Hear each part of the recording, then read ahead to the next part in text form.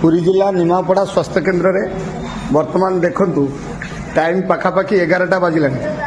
वर्तमान एपटे जो पेसेंट माने छोट छोट पिला मानक धरिक अपेक्षा करिसेंती ए समस्ते निमापड़ा मेडिकल रे जे officer medical officer Subrat Kumar Mahapatra sir को अपेक्षा करछथि। जदिबा एपटे मु देखौची आउटडोर रे दुई जण महिला डाक्तर अछंती, किंतु लोकंकर चॉइस अनुसार लोक माने सुब्रत सार को अपेक्षा करछथि। हम कहिवार कथा आज सकाळु मध्ये एक घटनाक्रम रे तेरेंडियारू जने पेसेंट आसी गुरुतर रोगी एम्बुलेंस रे पहुंचिले।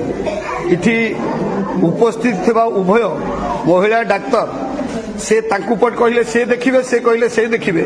पाखापाखि 45 मिनिट जो भिडियोटा मु एबे सोशल मीडिया रे पकेइछि। माने केते दुर्भाग्यजनक कथा आपण मान देखंतु। वर्तमान समय 11टा एठी देखंतु छोट छोट पिला मानकु धरी मां माने अपेक्षा करिसंती। सुब्रत सार जे मेडिकल ऑफिसर आसिले से देखैबे।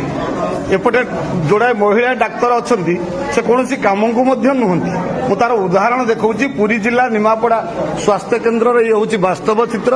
एठी जे उपमुख्यमंत्री प्रभाती परिडा बड़ बड़ भाषण बड़ बड़ कथा कहउछंती, किंतु तांको निज निमापड़ा मेडिकल रे स्वास्थ्य व्यवस्थार कि विकल चित्र एक कथा हमें बारंबार देखैला परे भी कौनसी फरक पड़ुनी। आपण देखंतु तार ज्वलंत प्रमाण देखंतु केते लोक अपेक्षा करिसंती।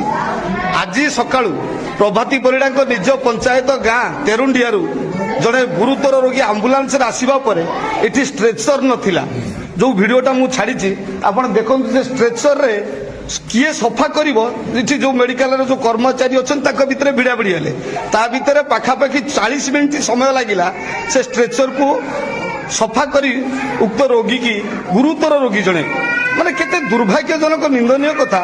प्रभाती परिडा बड़ बड़ भाषण करी पवन करुछंती, विकासर डिंडिम पिटुछंती, किंतु तार उदाहरण देखंतु एठी की विकल चित्र पुरी जिला निमापड़ा स्वास्थ्य केन्द्र रे।